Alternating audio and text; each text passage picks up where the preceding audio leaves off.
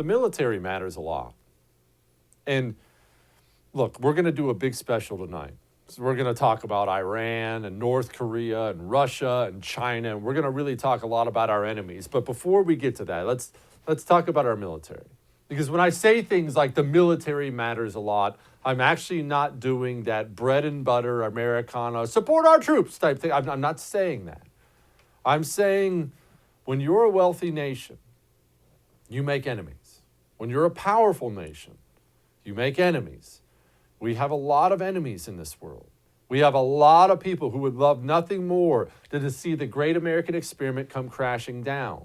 Well, why haven't they done anything about it? It's not as if this world is all of a sudden lacking tyrants who want to take over a place or kill people. The world has never lacked those types of people. They never will lack those types of people. Why haven't they done it? Well, because we have a military who will kill you if you try. That's the truth. And you well know, I'm not invade everywhere, Jesse. That's not me. Bit of a non-interventionist. But the only reason the wolves have been held at bay, it's because of our military. Our military matters a lot. And our military has gone through a horrible, horrible transition in recent years. And they are rotting out from underneath us. And people don't know about it. Oh, don't get me wrong. All my buddies who are still in, they talk to me about it all the time. They complain, they get out. They're telling their sons not to join. It's that bad. But what do I tell you about communists and communism? Communists, they don't look at anything, and say to themselves, let's leave that alone. That's not how they think. Communism, one of the basic tenets of communism is it must be for everybody. It must be universal. It has to be worldwide. And that is one of the reasons we lost this culture, is we have never understood that. We have never fought like they're going to take it all. We always thought, well, I'll have my church. How's that working out for you? Oh, at least we have the Cub Scouts. Oops. No, you didn't. Well, we have corporations. I mean, these are rich guys. They're not gonna go to their side. How'd that work? And we always hung on to the military, didn't we? Hard work, meritocracy, discipline. These are obviously Republican values. That's never gonna go their way. Oh yeah, it did. Oh yeah, it did. You remember that communist they busted at West Point a couple years ago? Do you think he was the only one? Or was he the only one stupid enough to put a picture of it on social media? Don't fool yourself. We are in bad, bad trouble right now. And I don't know why I see so much surprise about this from people on the right. They'll even try to deny it. Are you trying to be against our troops? They're not going to do that. Of course they are. These people are communists. What communist nation have you ever known that didn't have ideological purity tests within its military? They all do. It's basic stuff. They're not going to let the enforcement arm go off half-cocked thinking about things that aren't approved. That's not how they work. That's not how they work at all. You see this headline from Reuters a couple days ago? Quote, Pentagon stumped by extremism in the ranks orders stand down in the next 60 days. And that was, if you dig further into it, they're going to dig into things like white nationalism, extremism. Let me ask you something. These people are all leftists now, all of them. All of them gone through the American education system, all good little commies now. Let's talk about you for a moment. What are your beliefs? And which of your beliefs do you think they would say are extreme? If you think life begins at conception, you've seen who these people are. You've seen how they talk. Do you think they would view that as being extreme? Or let's go with a basic view. Maybe you're a Christian or a traditional Jew or a traditional Muslim or something. Do you believe that marriage is between a man and a woman? You're free to believe whatever you want, but do you believe that? Do you think they think that's extreme and hateful and bigoted? What about the Second Amendment? What do you think about the Second Amendment? Do you know that we know for a fact, because they talked about it extensively, the Second Amendment has nothing to do with hunting. It's not even really about home protection from a burglar breaking in. Now, those are nice benefits of it. The Second Amendment is if the United States of America's government becomes despotic, it's so you can protect yourself against it. Do you think they consider that to be an extreme view? I got word today as they're looking through how they're going to enforce these policies, what these policies mean. One of their things is going to be that stupid Pepe the Frog thing people use on social media. It became a symbol of Trump fans. They would put some frog up there. It was some online forum joke. Well, they're going to be combing through the social media pages of the military to see if there's any frog pictures up there. Might be extremist. And I'm not just talking about Democrats versus Republicans. I'm talking about an ideological rot that has worked its way through our entire military now. It's really, really, really bad, which that's one thing in peacetime. I mean, okay, it's not ideal right now. Peacetime doesn't last forever. And your enemies, the people you compete against, they're not always going to be a tiny ragtag country you can slap around with very little effort at all. You realize that, right? The history of the world says that's not the case. And when the wolves come, if you're not ready for them, you're in very, very deep trouble. And right now, we're not ready for them. I told you this story before. I have a guy high up in the United States Navy, and he said, all those great commanders from World War II, all the legends you know, all the names you would know, he said not one of those guys would make it past LT today. You want an example A? Remember that destroyer CO, the head of the destroyer? His men do a mission. They capture an AK-47 on the mission. Mission accomplished. Good job, boys. He has a plaque made of it. Oh, it's a good thing, right? Woohoo! We did it. He got demoted. Kicked off. Goodbye. You see, celebration of success gets you kicked off.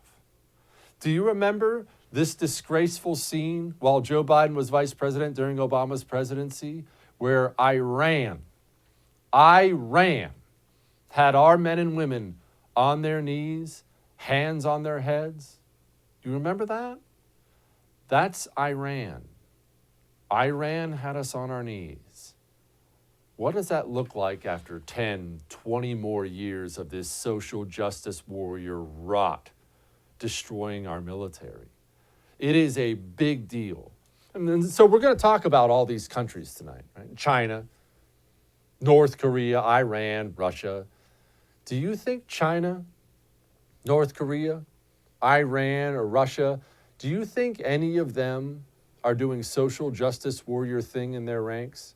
Or do you think they're spending every single minute of every single day figuring out new and inventive ways to kill you? I know what they're doing.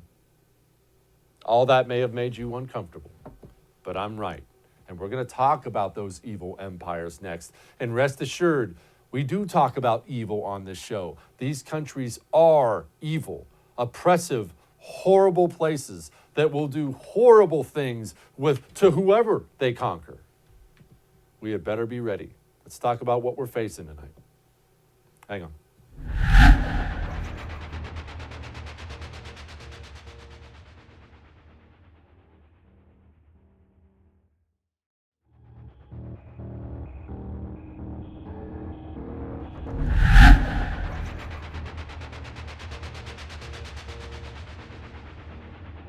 Well, it's a dangerous world out there. And no, I don't just mean crossing the street on a major highway. There are nuclear weapons in the world, and I think we forget about that sometimes.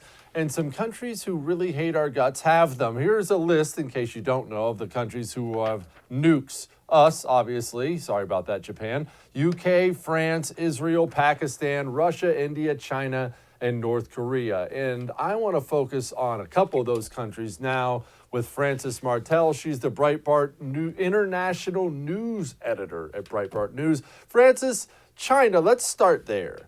What's their nuclear arsenal look like compared to ours?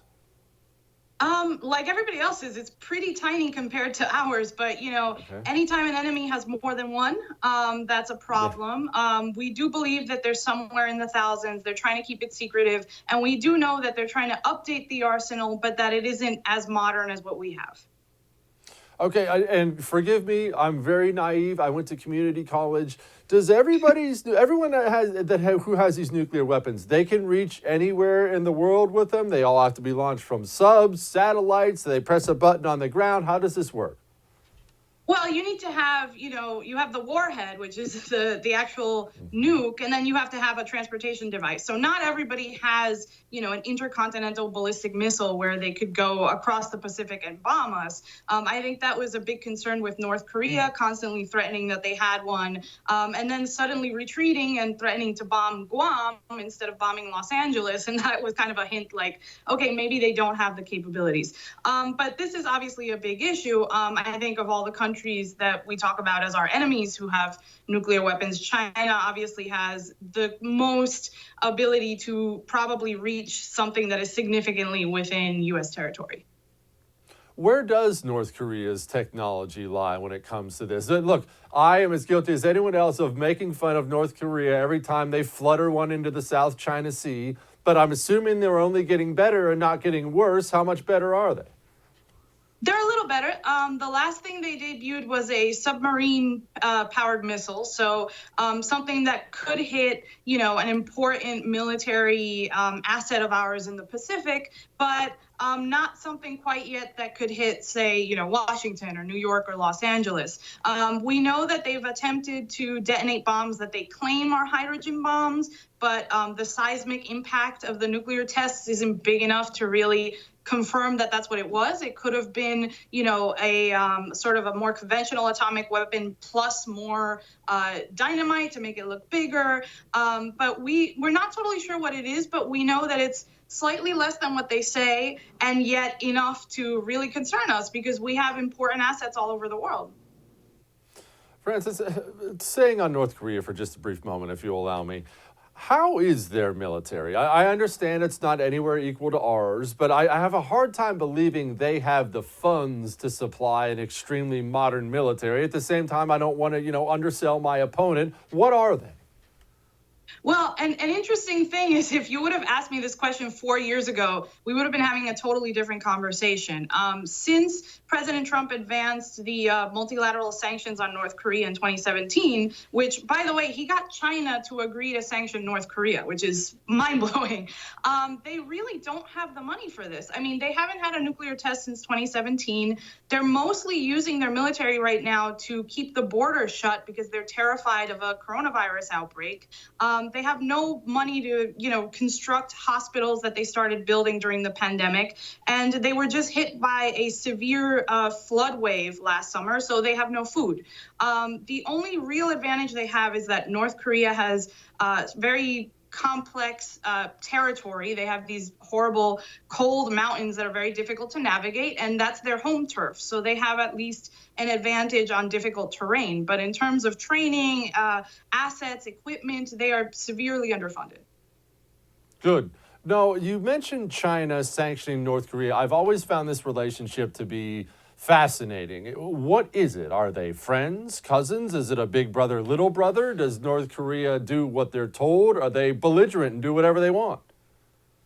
It's interesting. So I think it's a relationship where they regret kind of getting into this relationship, where they sort of regret that generations ago they made this pact. Technically, China and North Korea are still at war with us and with the South Koreans. The Korean War never ended. So the real title is that they're nominal allies in a war. But Kim Jong-un has made very clear that he considers himself the supreme leader of North Korea, and he doesn't think anybody's his boss. Xi Jinping has shown, sort of an exhaustion with dealing with Kim Jong-un to the point that he agreed to those sanctions. And if you read their state media going back and forth, North Korea referred to China as a puppet of the United States at one point when they agreed to the sanctions. It's not a friendly relationship, but at this point they have no choice. It's been 70 years that they've been in the same war together. Okay, what is the North Korean economy? How do they make any money at all? Most of it is illicit trade, a lot of it across the Yalu River, which is the border with China. So it's all very localized trade where you have people taking North Korean seafood, North Korean coal, and trying to sell it in China. And then you have Chinese traders trying to make money just bringing in food and necessary assets. At this point, the North Korean economy is almost non-existent because North Korea totally shut down its border, China shut down its border, and they're both afraid of giving each other coronavirus. So it's very dire by all accounts, but normally what we would have is a lot of illicit trade. Okay. Well, there were all these rumors. I remember them very well. What, 6 months ago, a year ago, Kim Jong-un was dead. Kim Jong-un was almost dead. And then all that just kind of went away. Is this guy dead? No, we have no reason to believe he's dead. Every few months he dies. And there are sort of competing theories about why this is, right? Either it's counterintelligence meant to confuse us, either it's Kim Jong-un himself faking his death to see who under him would be happy if he died and then purging those people. We have theories that, the last time we thought he was dead, there was a theory that he just had coronavirus, and we know that he's obese and he's a smoker. He has comorbidities. So it's possible that he was extremely sick. But these are all rumors. They all come through either anonymous sources or diplomats within the North Korean state that are trying to fight a little bit against their own regime. And it's so difficult to call anything about it anything but gossip. Okay. Now, lastly, my favorite subject, a place that fascinates me, Russia. What is Russia militarily? Are they a juggernaut still? I obviously know they have plenty of nuclear weapons. I know their space program is pretty advanced. What are they militarily? Well, I mean, I think we can judge them by the enemies they choose, and they've chosen to invade Georgia and Ukraine. So those are the countries that they feel like they are on par with militarily. I think an army like the People's Liberation Army in China could easily defeat the Russian military. The Indian military just beat China on their border, so I'm sure they could take out the Russians. This is like if I was a middle-level country in terms of military size, again, like Ukraine, like Georgia, this is a juggernaut. If I'm China, the United States, India, Pakistan, basically any other nuclear state, I'm not worried. Okay. Now, what about European nations? How well, basically, I'm trying to gauge how much can we rely on them if Russia does act up? Where's Britain these days? France? Well, the European Union's pretty quiet about this sort of thing. Once in a while, they give a human rights award to some poor dissident that Putin has abused for a few years. But we can't rely on them because economically, Russia has a bit of a stranglehold with all its its natural resources. It's got oil, it's got natural gas. It's constantly trying to sell cheaper, warming fuels to Europe, and Europe is interested. And this is something that came up at the last couple of NATO meetings, right, with President Trump. He came up and he said, "You're accusing me of being friendly to Putin, but you're actually doing business and enriching the guy." And it's clearly a national security threat to all of the NATO countries when you have, the security of the country at risk, because if Russia just decides not to sell natural gas to, half of these EU countries, then you have a serious problem. Frances Martel, you will be back soon. Thank you so much, ma'am. That was awesome. Thank you. We'll be back.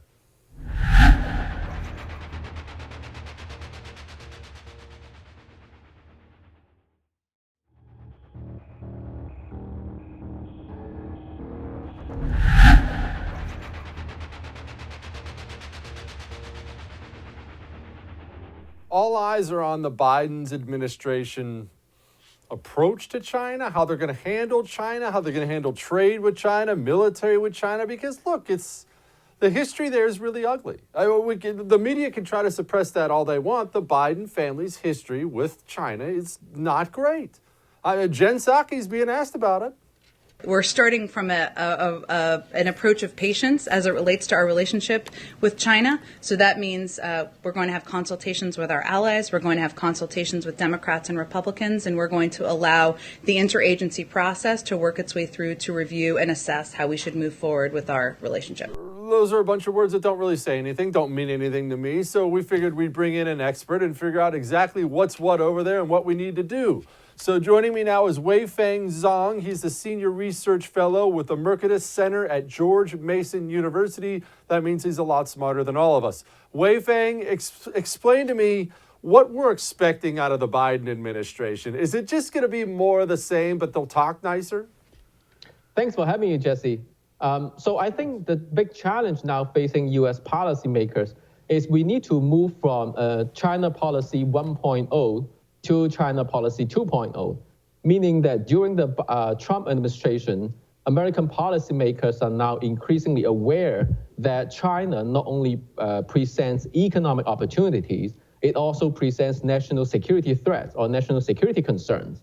Now, now we are pretty clear about that, but moving into the Biden administration, now the challenge is how to balance these two considerations, because we do still want to trade with China because economic opportunities are there, but we don't want to compromise our national securities. So this is why striking a balance is very complicated, and words like what you just shown doesn't mean a lot because we need to get down to the details, and there are many details when it comes to national security threats and how to still preserve a trade relations in a way that's safe, so to speak.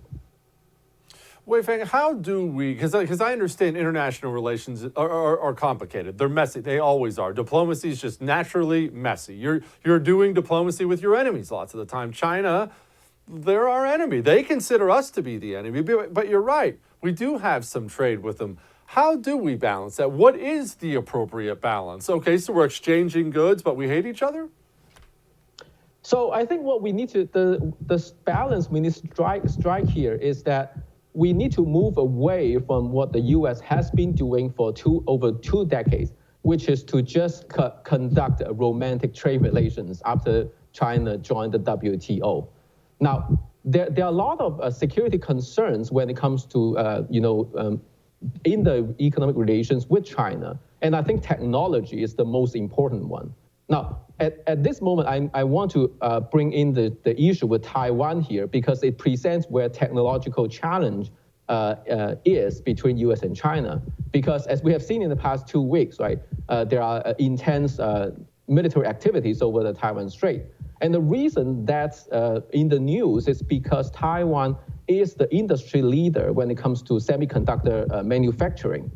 And China is trying to catch up with the U.S. and the rest of the industrial world in terms of manufacturing semiconductor chips. And Taiwan is the absolute leader in that sense. And this is why Taiwan has been of such great interest in terms of a U.S.-China competition. And defending the security of semiconductor industry is of a great interest to the U.S. So this is the kind of the nuance that U.S. policymakers have to pay attention to. It's not just whether to trade or not, because we know that we need to maintain the trade relations. So the question is how, in a way that's sophisticated and safe. Weifeng, will you please explain what a semiconductor is for those of us who went to community college? Absolutely. So semiconductor chips is like the brain for computers and electronic device. And the thing about semiconductor chips is that we always want it to be, for the parts to be small. The smaller, the better. And Taiwan has the highest capacity in the world to be able to manufacture very small chips. And China is playing very hard in catching up because China's semiconductor chips has been, their parts are much bigger according to the industry standard.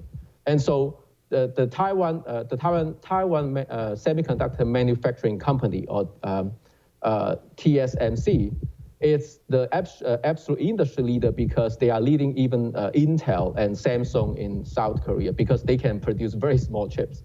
And that's of great value because the smaller is always the better when it comes to electronic devices.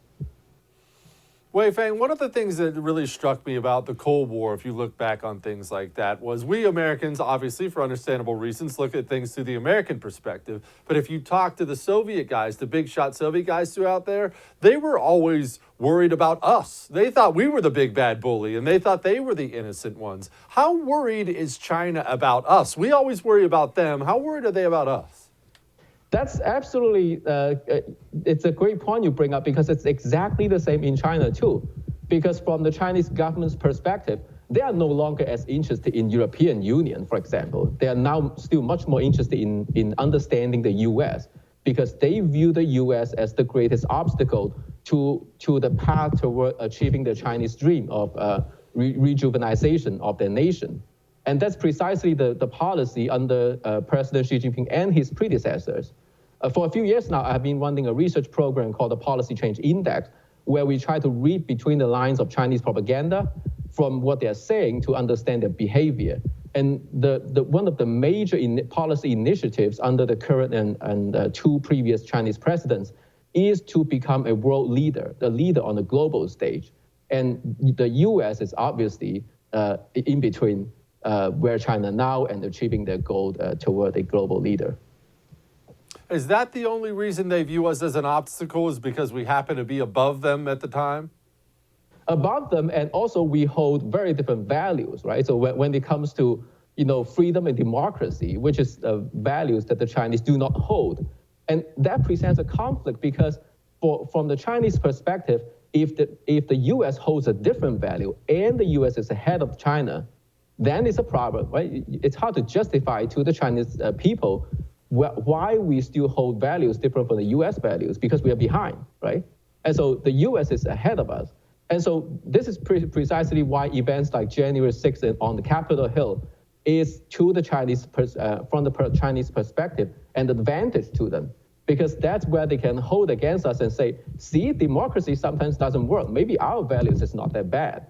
So I think the values is, besides what the fact that we are economically more advanced than China, the values we hold that are different from Chinese values is also the reasons why they view us very differently as an adversary. We obviously don't know a ton about what the individual citizen in China believes or wants, because they are so censored and controlled over there. But we always pretend like they want to be us. People stuck in these crappy regimes want to be American.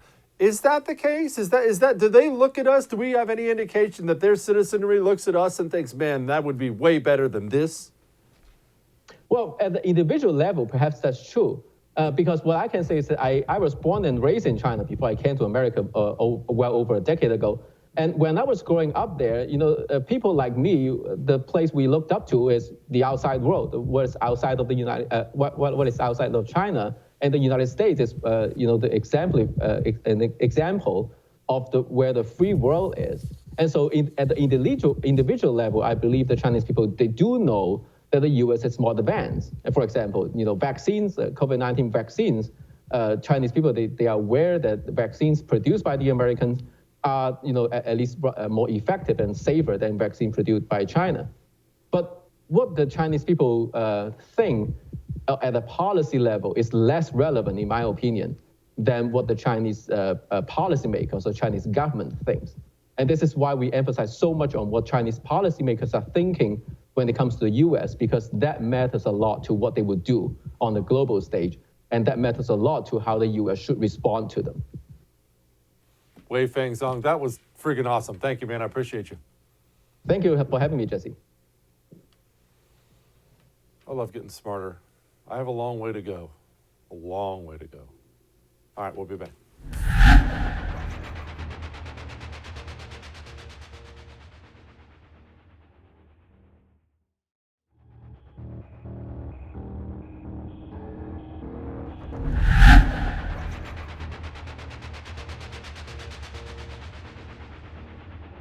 North Korea and Iran always make me nervous because they're wild cards.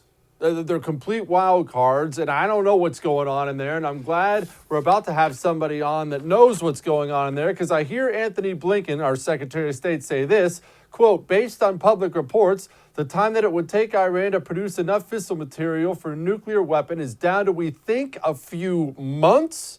That doesn't sound good.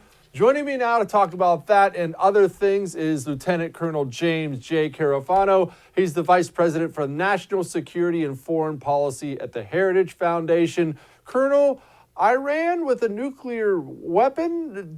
What? That doesn't sound good. Yeah, probably because it's not a really good idea. And people think, oh no, the mullahs with a nuclear weapon, But the reality is the real significant danger of a nuclear Iran is that no Arab nation in the region would sit by and watch itself be intimidated by a nuclear Iran. So almost predictably, Saudi Arabia and most likely Turkey and Egypt would immediately produce nuclear programs to match against Iran and Iranian influence. So literally overnight, you would have upwards of 5 nuclear powers in the region, and literally that's like throwing a matchstick in, throwing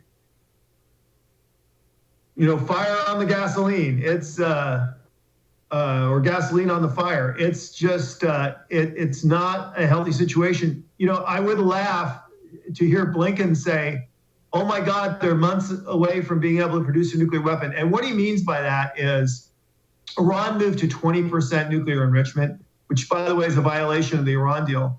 That gets you about 90% of the way to producing fissile material for a bomb. So literally, they're a snap away from building material for a bomb, and then they've always had bomb plans, and they could manufacture a bomb, and then they already have the missiles. So the irony of this is, you hear Blinken warn about this.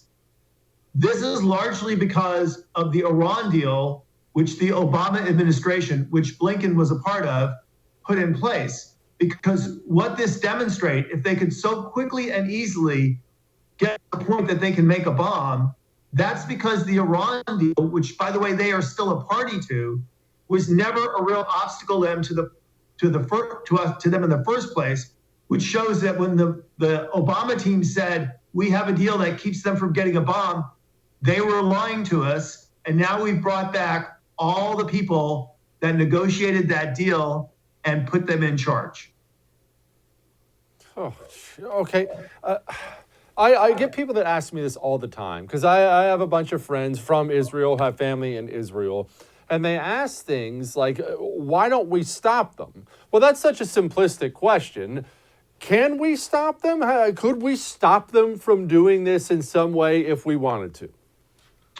Well, if you mean, stop them militarily, it would be difficult to do that without literally having an all-out war. You would have to physically attack multiple sites. You would probably have to attack them many times. And it's a level of offensive operations that the Iranians just couldn't stand there and take it. They would have to declare war on somebody, if not the United States, on neighbors in the region. So you would trigger a regional war, and then you're on balance. Should we trigger a regional war or not? But people misjudge. Look, people talk about the Iranian nuclear program like it's some kind of conveyor belt, and then what we do starts or stops them on that conveyor belt. That is completely untrue. Iran could have a nuclear weapon anytime they wanted. Before the Iran deal, during the Iran deal, after the Iran deal. Iran always has the flexibility, even with all the sanctions, to choose when they become a nuclear power. What you can do is influence that decision. North Korea became a nuclear power. We could have physically stopped them by destroying North Korea, but we created the political conditions that we just said, if you do it, it's not going to be the end of the world. What the Trump administration was doing, it was not us physically preventing them from building a bomb. It was all the external pressures that we put on them, which sent the signal that, dude, you are an idiot if you decide to go nuclear now. And taking all that pressure off, that is going to lead to a bomb being built. And once they build it, we're not going to go to war to stop it. That's just a fact. Okay, setting aside the nuclear part of it, and believe me, everybody knows I don't want to go to war with Iran or anything like that, but I am curious.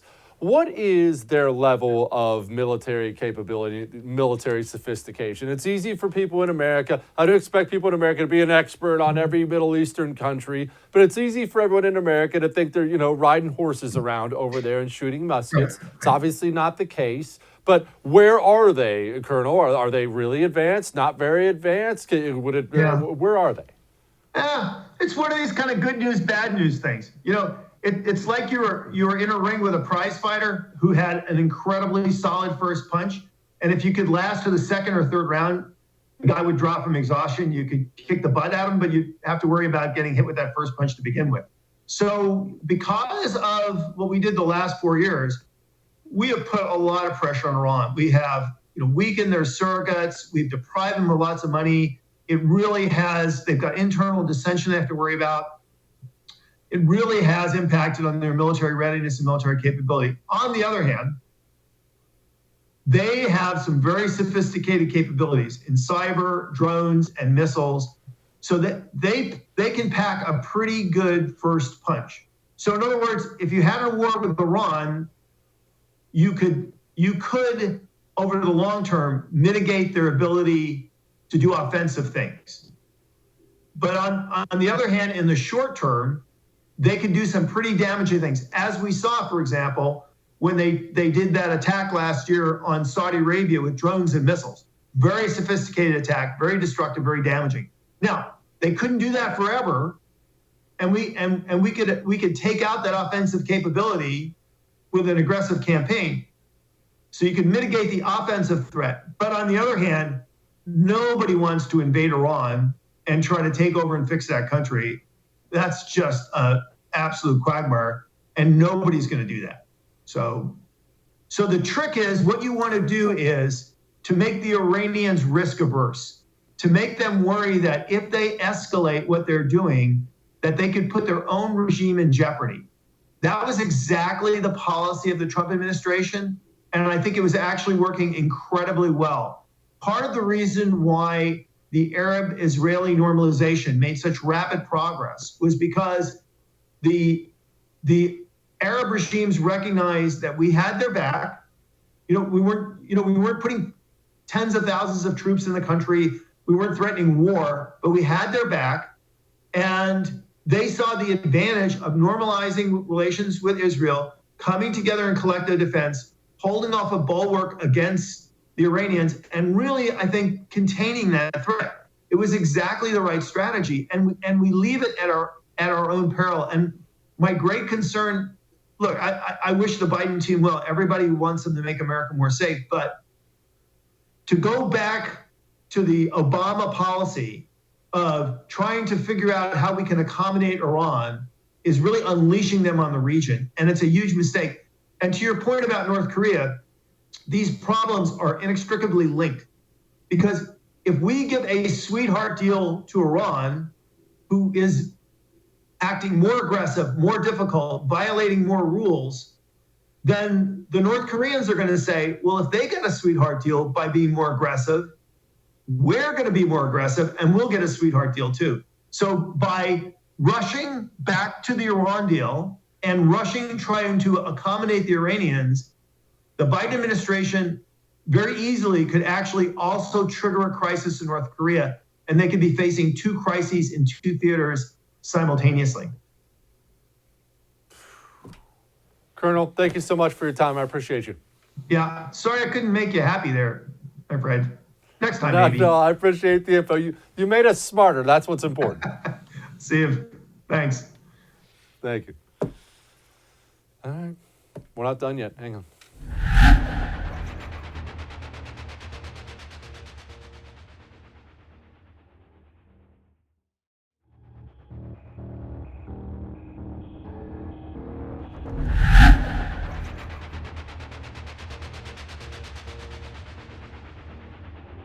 It's easy to lose sight of the fact that you're blessed and I'm blessed for being in America. But didn't all that bring it home when you talk about how terrible these places are? The things they do to their own people, the things they'll do to us. It's good here. Let's keep it that way, huh? And let's take a minute, because we don't do that a lot. We don't do a bunch of sappy things on this show, but why don't we take a minute and think about the people stuck living there? Imagine what it's like right now in North Korea. Those are real people, flesh and blood, just like you and I. And let's also realize we as Americans, no, we don't have some obligation to invade and take over all these places, but we do have an obligation to ourselves to make sure we are always strong enough, always ready enough to take them on, and always being willing to take them on. You see, that's the biggest problem with what we're facing right now with the Biden administration is not only is it looking unwilling to take them on, he looks like he wants to help them along. That's the problem. That is the big problem. China is going to be a problem. Russia is not going away. They're not nothing. Iran even closer and closer to a nuclear weapon. You heard what we said. It's ugly out there. North Korea already has them. North Korea. Dangerous world out there. We will stay on top of it. We will keep you informed. I'll see you.